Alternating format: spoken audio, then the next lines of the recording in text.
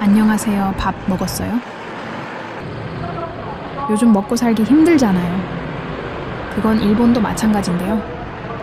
3월 30일에 동경 시부야에선 농가의 어려움을 토로하기 위해 농민들이 동경 도심을 트랙터로 행진을 했대요. 현지에선 현대판 농민봉기라고 불리며 적잖은 파장이 있었습니다.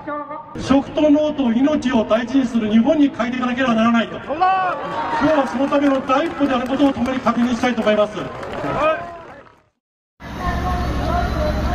정말 신기한 게 일본 동경에서 이런 트랙터 시위를 볼 거라고는 완전 상상도 못했어요. 정말 처음 보는 광경입니다.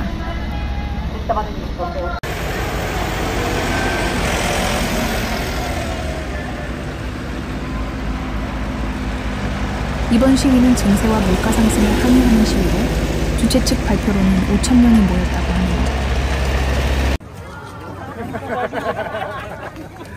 정치인인 것 같은데 아주 표정이 밝으네요.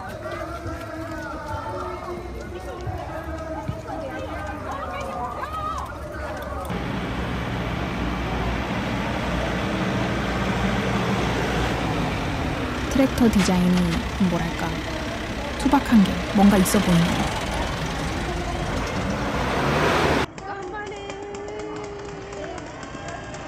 최소 수십 대는 상경한 것 같아요.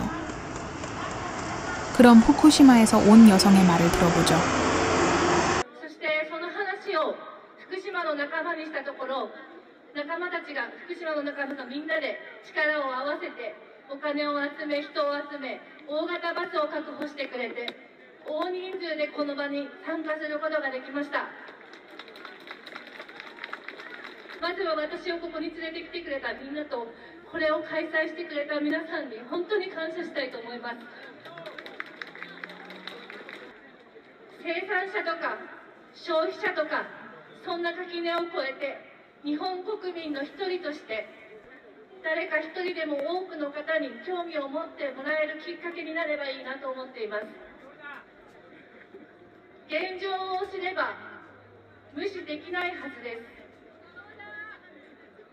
ちょっといろんなこと喋りたいんですけれども、ちょっともうここに来て気持ちがいっぱいになってしまって。ありがとう。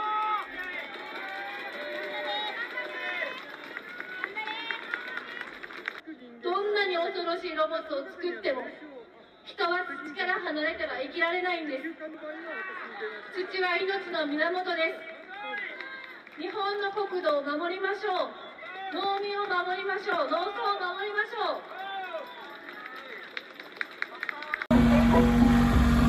この春も全国14カ所同時に農家が立ち上がり、令和の百姓一揆として今トラクター行進をしています。 시위 참가자들은 주로 서민 생활이 어렵다. 세금을 제대로 집행하라. 일본의 먹거리, 생명을 지켜내자.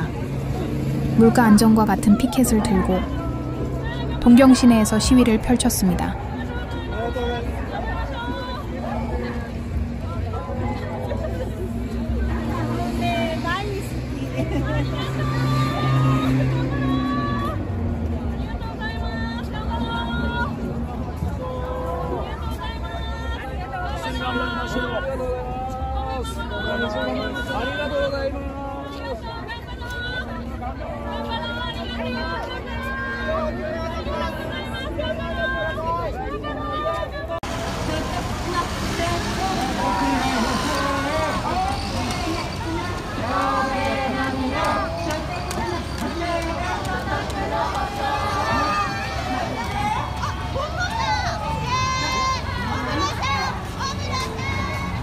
한국 기준으로 보면 얌전하고 평화로운 시위지만요.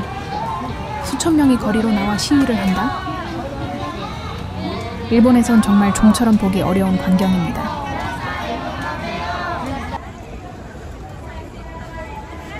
더 이상 못 참겠다는 거죠.